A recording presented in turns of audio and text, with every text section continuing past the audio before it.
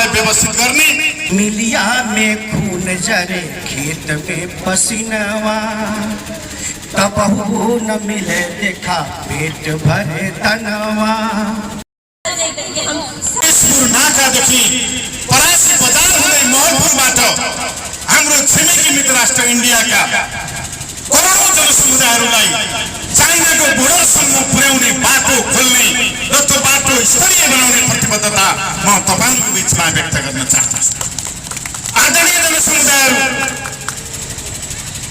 यही रामग्राम नगरपालिकामा रहेको रामग्राम स्तुपा 25 अरबको प्रोजेक्ट, त्यो 25 अरबको प्रोजेक्टलाई कार्यान्वयन गरेर अगाडि बढाएर बुद्ध सर्किटको रूपमा लुम्बिनीको मात्रै विकास हुने होइन, बुद्ध सर्किटको रूपमा जोडेर नवलपरासी यो रामग्राम क्षेत्रलाई पनि परासीको एउटा सुन्दर स्थलको रूपमा, पर्यटकीय स्थलको रूपमा, चाहे थाइल्यान्डमा, चाहे चाइनामा, चाहे जापानमा, जहाँसुकै जहाँ बुद्ध धर्मलाई मान्नुहुन्छ संसारभरिका नागरिकहरू आउँदाखेरि एकपटक परासीको स्तुपामा पुग्नुपर्छ भन्ने स्थल बनाउने प्रतिबद्धता सपना म तपाईहरु बीचमा व्यक्त गर्न चाहन्छु।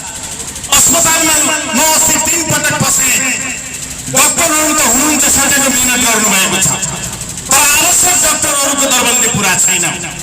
यो अस्पताललाई पहिला 100 शय्याको, त्यसपछि 300 शय्याको अस्पताल बनाएर तपाईहरु आमाहरू, बुवाहरू, दाजुहरूले जन्माएका छोराछोरीबाट तपाईहरु स्वयं बिरामी हुँदाखेरि एम्बुलेन्स मगाएर, ट्याक्सी मगाएर, टेम्पो मगाएर यहाँबाट हिँडाउँदै बुटोल लानु नपर्ने, चितवन लानु नपर्ने, भारतको छिमेकी मित्र राष्ट्रको कुनै सहरमा लान नपर्ने गरी यो अस्पताललाई स्तरीय अस्पताल बनाउने र 300 शय्याको बेड बनाएर मेडिकल कलेज स्थापना गर्ने प्रतिबद्धता पनि म तपाईहरुको बीचमा व्यक्त गर्न चाहन्छु।